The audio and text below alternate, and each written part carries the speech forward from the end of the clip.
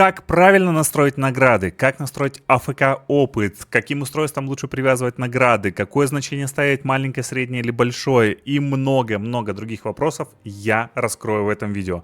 Я тебе объясню, что такое награда, с чем ее едят и как ее настраивать. Я постараюсь сжать эту информацию как можно сильнее, чтобы не давать тебе много воды, потому что тема настолько обширная, что все в одном видео очень сложно будет сказать. Если у тебя останутся после этого видео вопросы, в чем я очень сомневаюсь, обязательно пиши в комментариях, и я смогу тебе откорректировать, какие-то моменты уточнить. Давай начнем. Во-первых, давай будем понимать с тобой, что такое награда. Есть очень четкая формулировка слова награды. Это вознаграждение.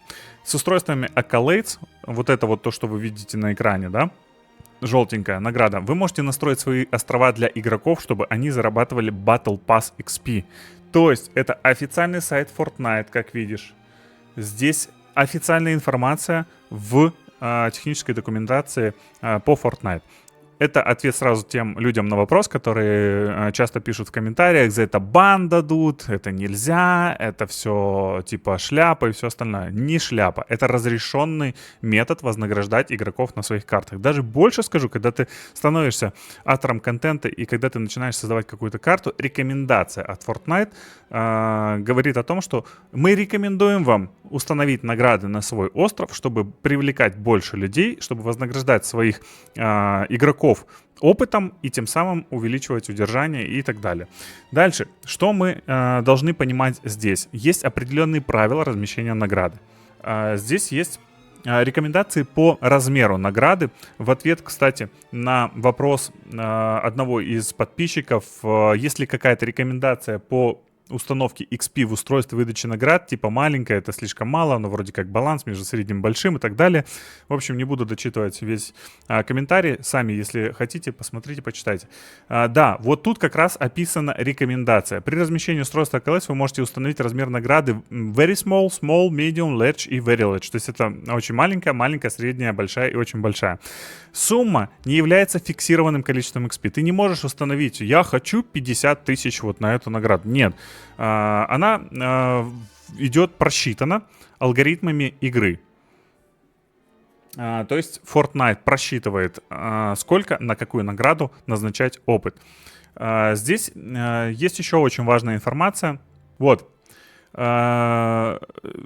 Является взвешена сумма опыта. Это означает, что в зависимости от набора критериев представляется разная сумма. Это происходит в фоновом режиме и не является тем, что создатели могут настраивать. То есть ты можешь установить какую угодно. Ты можешь поставить, допустим, very large награду, да, то есть очень большую. При этом взаимодействие с этой наградой будет, например, больше, чем с наградой, на которой стоит очень маленькая значение. Тогда система автоматически пересчитает опыт и назначит на ту, которая у тебя стоит очень большой, маленький опыт, а на ту, которая стоит очень маленький, большой опыт. То есть, по сути, вот эти значения, которые есть в награде, которые настраиваются вот здесь вот, присуждаемый опыт, очень маленький, маленький, средний, большой или очень большой, вот это значение просто для того, чтобы помочь алгоритмам просчитать правильно опыт для этой награды. Опять-таки, эта вся информация описана в технической документации. Количество предоставляемого XP зависит от того, сколько устройств Accolades у вас есть на острове, а также от того, как часто присуждается награда. Высокочастные награды, частотные, которые часто выдаются, приводят к меньшим суммам XP. Низкочастотные, которые меньше раз активируются, приводят к высоким суммам, к более высоким. Вот. Тут опять-таки описана вот эта вся история, которую я только что вам рассказал по поводу того, что какую бы ты ни поставил значение, если оно не соответствует действительности, то алгоритм пересчитает его. Вот. Когда настраиваешь награду, важно понять, какая это награда, сколько раз с ней будет взаимодействовать игрок, насколько она сложно достижимая.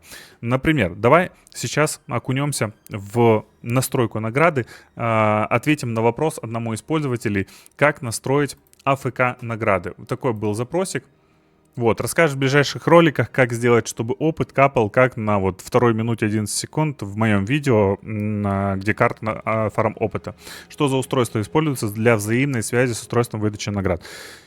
Объясняю, как это работает. Вот у тебя есть награда. Если ты хочешь сделать так, чтобы у тебя был зациклен опыт, вот как здесь на видео, когда ты активируешь устройство, например, снимаешь барьер, да, там ждешь таймер, и пошел АФК опыт. Если ты хочешь так же, то тебе нужно иметь всего два устройства.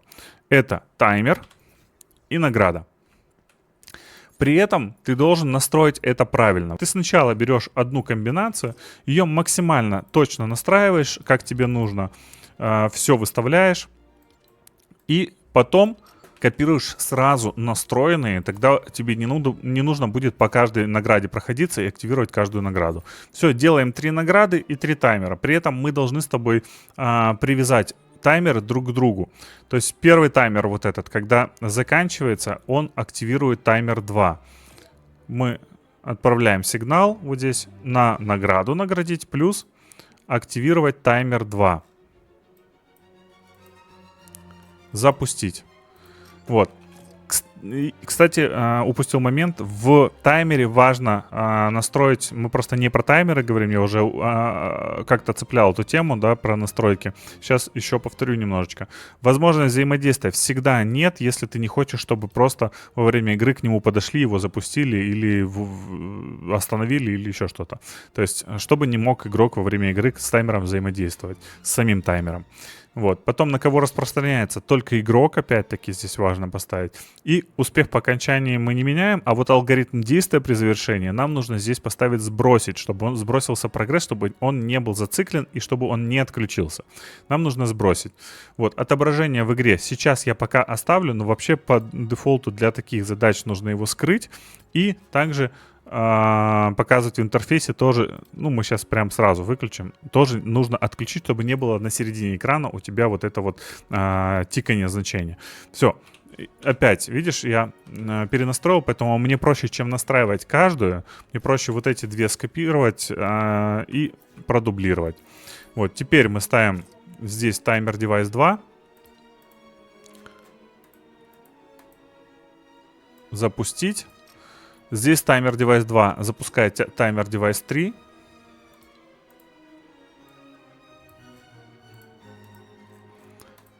И таймер девайс 3 запускает таймер девайс. Ну, то есть у нас цикл получается, круг. Вот. Запустить.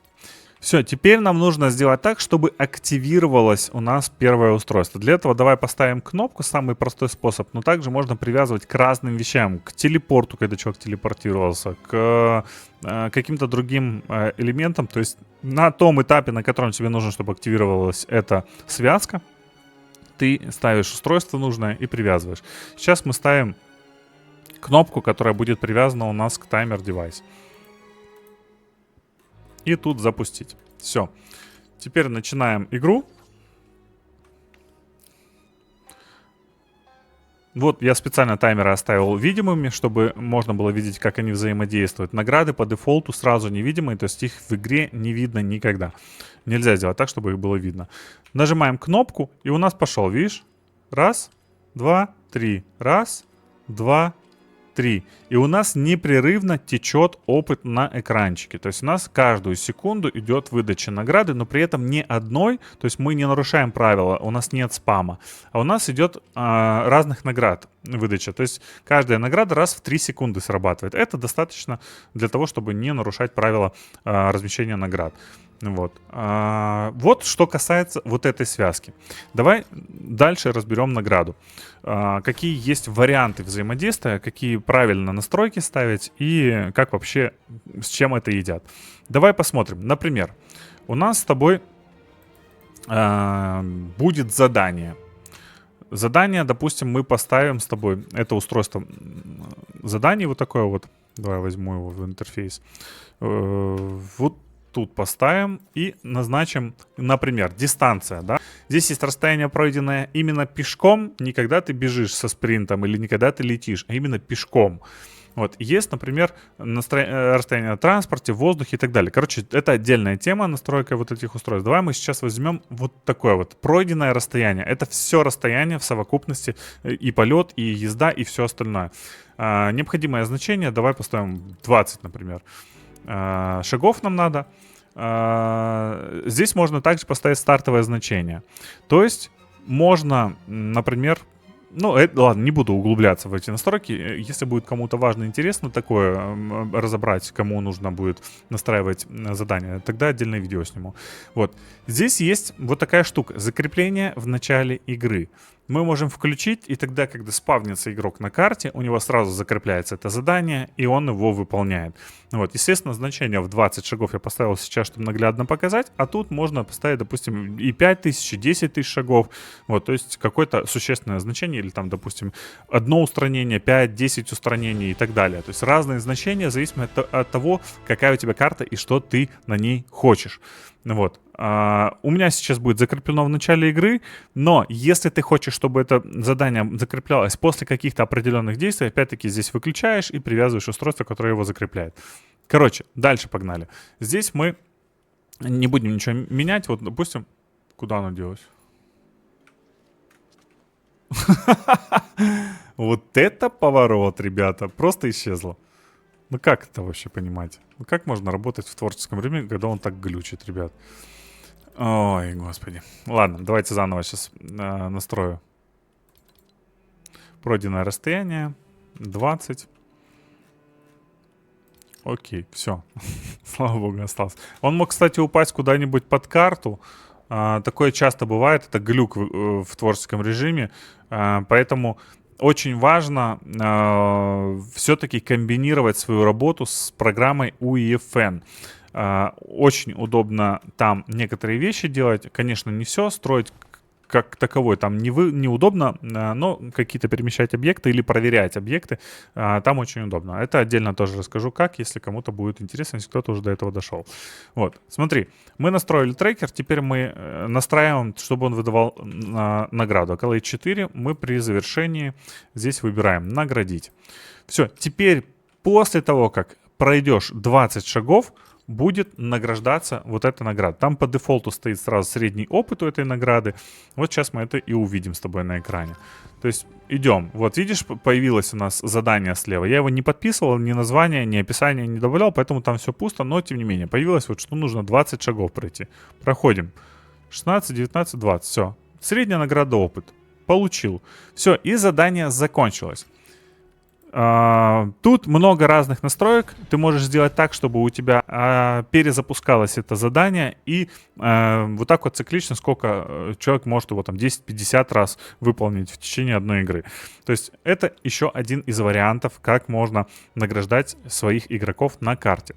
Что еще есть? Ну, естественно, кнопкой, взаимодействие с кнопкой и с наградой, думаю, всем понятно. Можно напрямую кнопку привязать к награде и будет выдаваться один раз. Либо, если ты хочешь, чтобы нажал кнопку и выдалось там, допустим, 10-20 раз, то ты привязываешь к кнопке таймер, к таймеру награду, и на таймере, например, на награде, если ты хочешь, например, ограниченное количество, ставишь ограничительное количество наград, и тут уже выставляешь сколько. До 20 ты можешь здесь выставить. От 1 до 20. Если тебе надо больше, значит, регулируй это следующим способом. Ты можешь здесь ограничение отключить, но при этом добавить еще один таймер. Давай, наверное, мы отдельно поставим, чтобы было у нас все красиво. Вот у нас кнопочка получается, вот у нас 2 таймера, и вот у нас награда. Смотрим. Награда по дефолту у нас сейчас стоит. Ну, давай, кстати, как вариант поставим очень большую, чтобы посмотреть разницу. Мы еще не видели, поэтому, чтобы ты понимал, как это выглядит. Теперь у нас кнопка вот эта вот, третья, должна запустить таймер девайс 4. Таймер девайс 4 у нас должен, в свою очередь, выдать награду. То есть таймер девайс 4 мы привязываем к награде. К вот этой. То есть Accolades 5 у нас, да? Последняя.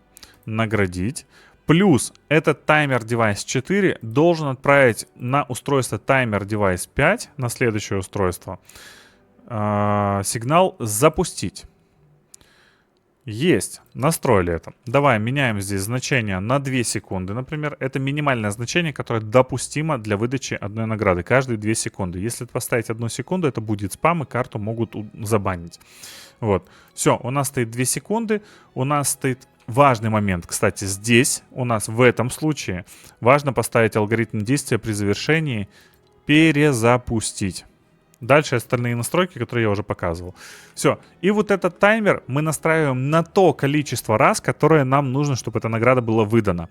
Если награда выдается раз в 2 секунды, и мы хотим, чтобы она выдалась 25 раз, давай вот так вот. Всего там ограничение у нас на 20, да, если мы поставим вот здесь ограничение в самой награде.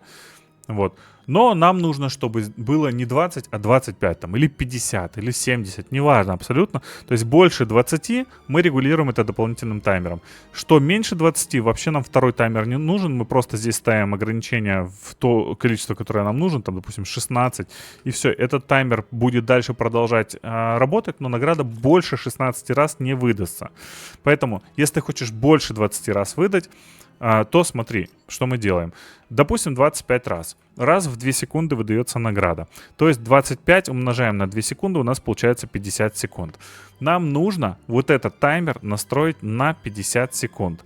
Но если мы настроили, что у нас вот этот таймер запускает вот этот таймер, то, получается, запускается вот это через 2 секунды, когда один раз награда уже выдана. То есть, получается, не 50, а 48 секунд.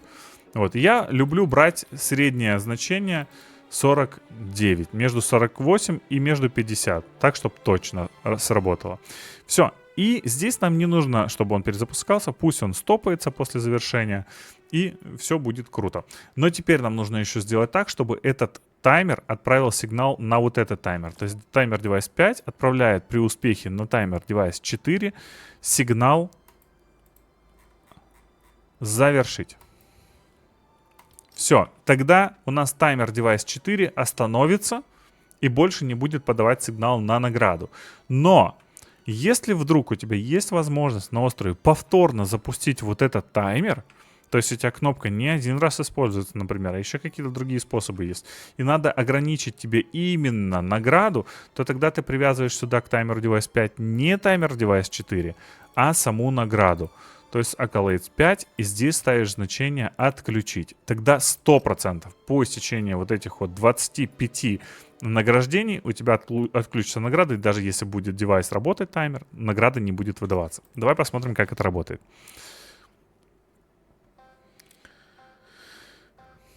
Итак, вперед, игра началась. Наша задача повзаимодействовать с устройством, которое запустит таймер. 2 секунды прошло, и посмотри, мы видим отдельным всплывающим уведомлением наверху экрана очень большая награда опыт. Видишь?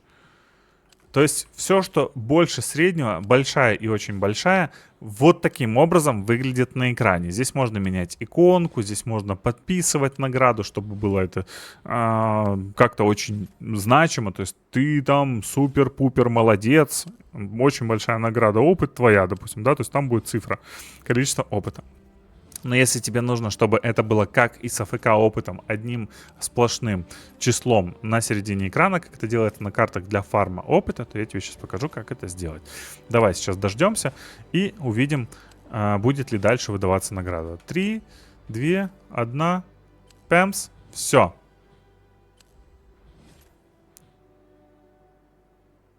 Видишь? Все. Выдалось 25 раз. И дальше не выдается. Задержка иногда бывает, потому что нужно для анимации время. Поэтому оно выдается каждые 2 секунды, но анимация задержка идет. Все, больше не выдается, потому что мы ограничили вот этим таймером. Но если для того, чтобы лишних не было вот таких вот взаимодействий, ты можешь к этому таймеру привязать сразу и остановку таймера, и отключение награды. Тогда у тебя и таймер тоже не будет работать. Естественно, я тебе еще раз напомню, что вот эти таймеры можно делать невидимыми, чтобы во время игры их не было видно, чтобы с ними нельзя было взаимодействовать. Видишь, вот так вот начать, завершить. Вот сейчас кнопочка есть. Это все настраивается в самом таймере. Я не буду на это сейчас тратить время, потому что речь у нас о наградах.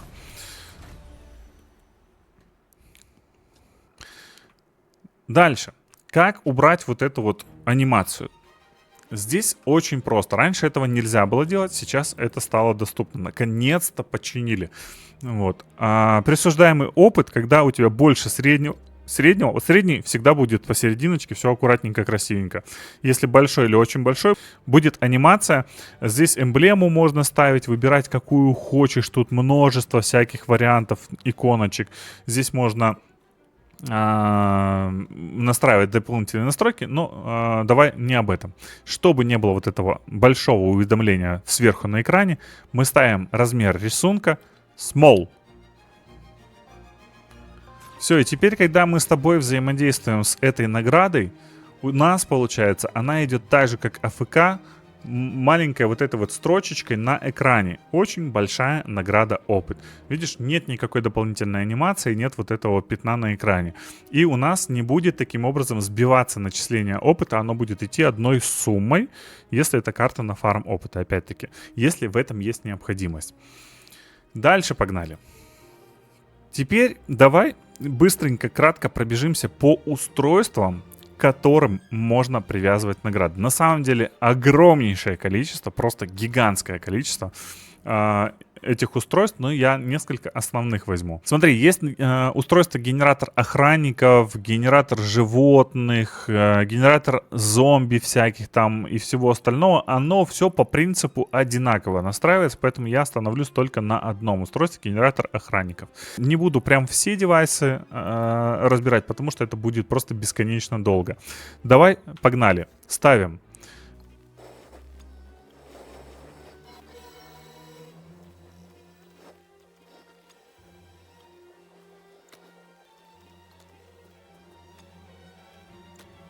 Все. Собственно, настроили. Сундуки у нас есть, все круто. Ну что, смотрим. Смотри, важно понимать, что иногда бывает такое, что заглючивает творческий режим, и у тебя перестают отображаться начисления наград, перестает отображаться то, что награда была выдана. Это, к сожалению, никак не поправить практически, только если перезапускаться и пытаться сделать так, чтобы оно заработало. Но увы, ты с этим ничего поделать не можешь. Когда совмещаешь работу в UEFN и творческом режиме, там есть нюанс, где можно как-то это исправить. То есть, триггер, смотри, охранник зашел на триггер, триггер наградился. Давай обыщем airdrop. Airdrop наградился. Почему, кстати, он не подписан? Я его не подписал, да? Не дошел до него. Сейчас охранник меня завалит. Давай устраним охранника сейчас. Вот, охрана. Отобразилась. Супер. Открываем теперь два сундука и смотрим. Есть. Отобразилось. Я не все поподписывал, завтыкал, короче. Вот, телепорт. Уже... триггер опять, кстати. Триггер я активирую каждый раз, и каждый раз он отображается. Видишь? То есть можно его сделать... Не каждый раз отображается. Вот сейчас тоже начисляется опыт, но триггер не отображается. Вот моргнул и пропал. Вот то, о чем я говорил. В творческом режиме часто случается такое, что перестает отображаться просто. Но по факту награда начисляется. Вот. Иногда приходится ждать несколько дней, чтобы увидеть начисление наград. Пока не перезапустится что-то там, пока не сбросят какие-то настройки. Все. Грубо говоря, вот так вот работают у нас устройства по выдаче наград. К сожалению, не всегда отображается опыт, но тем не менее. Все, мы с тобой разобрали сейчас основные устройства, с которыми можно взаимодействовать. Точно так же, как охранники, настраиваются устройства генерации животных, генерации всяких там зомби и всего остального. Можно настраивать. Можно настраивать на количество, допустим, когда ты убил 5 охранников, тебе выдалась награда, но тогда тебе нужно еще использовать дополнительно вот такое устройство заданий. Вот. На этом краткий экскурс по наградам можно считать завершенным. В принципе, основные задачи можно решить с помощью вот этих вот вещей. Так же, как триггер, да, его, кстати, можно сделать вот таким вот образом. Если тебе нужно, допустим, чтобы зона покрытия была больше, ты можешь его вот таким вот образом увеличить. И, например, у тебя там какой-то паркур или, не знаю, или как-то там на машинах, там гонки какие-то, и при пересечении определенной зоны у тебя должна награждаться там, выдаваться награда. То можешь увеличить этот триггер, он в игре, если сделать его невидимым, не будет виден и не будет об него спотыкаться. То есть сейчас вот он как ступенька, если я запущу игру, то мы его не увидим и не почувствуем. То есть он у нас здесь стоит, но мы можем спокойно бегать, видишь, хоп, триггернуло. Видишь? Оп, триггернул. Я потому что не убирал настроечки вот эти вот по визуализации и по звуку. Вот. Собственно, как триггер, так и есть еще зона модификации, которую я показывал тебе. Можно ее тоже использовать. Вот опять, смотри, не выдаются, видишь, ну, не показывают выдачу наград. Но, тем не менее, они даются награды. Тем не менее, есть взаимодействие с ними, и просто вот визуально идет вот такой обман. Визуально, к сожалению... О, сейчас выдалось. Вот так это работает, дружище. Придется к этому привыкнуть, если ты хочешь создавать карты Fortnite. Часто что-то ломает, часто что-то глючит, часто что-то плохо работает или не отображается. Но, увы, это реальность. Все. Следующий видосик обязательно расскажу чуть-чуть подробнее о вот этом устройстве, зона модификаций. Расскажу об устройстве барьер, которое тоже очень важно для любой карты абсолютно. Где он у нас тут? Квадратик такой желтенький. Кстати, меняются постоянно иконки.